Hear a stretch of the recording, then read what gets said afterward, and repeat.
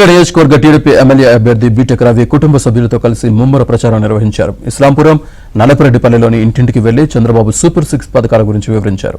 పులివెందుల్లో అరటి పంట ఎక్కువగా పండిస్తారని, వీరికి డ్రిప్ సౌకర్యం అవసరమని అన్నారు. జగన్మోహన్ రెడ్డి రైతులకు కనీసం డ్రిప్ సౌకర్యం కూడా కల్పించలేదన్నారు.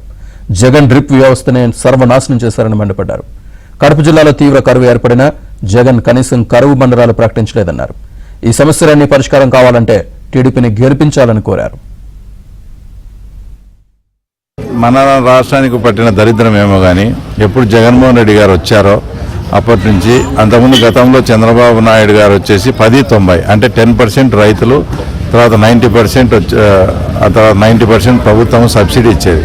అది దాదాపు 3-3.5 సంవత్సరం ఏ సబ్సిడీ కూడా లేకుండా చేసి తర్వాత వాళ్ళకి సంబంధించిన వ్యక్తులకే ఇస్తూ, అది కూడా ఉత్త డ్రిప్ మెటీరియల్ ఇచ్చి పైపులు కూడా ఇవ్వకుండా ఆ డ్రిప్ సిస్టాన్నే దాదాపు సర్వనాశనం చేసిన పరిస్థితి.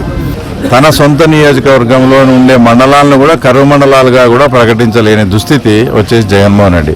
అంటే ప్రజల పట్ల రైతులు ఏ రకంగా ఉన్నారు, ఏం చేస్తున్నారు, వాళ్ళు ఏమి ఇబ్బందులు పడతారని ఏమాత్రం కూడా పట్టించుకోకుండా, అవగాహన లేకుండా మన ప్రాంతాన్ని కరువు మండలాలుగా కూడా ప్రకటించని దీనస్థితిలో మనం ఉన్నాం. రైతాంగం అంతా కూడా అసలు మనకు జగన్మోహన్ రెడ్డి వచ్చినప్పటి నుంచి ఈ రైతులకు ఏం చేస్తున్నాడు, రైతులు ఎవడు కానీ అసలు వేరే ఊర్లో ఏమంటున్నారంటే కడుపుకు అన్నం తినే ఏ రైతు కూడా ఈసారి జగన్మోహన్ రెడ్డికి మేము ఓటేయమని ఒక రైతు నాకు స్పష్టంగా చెప్పిన సందర్భాలు కూడా ఉన్నాయి.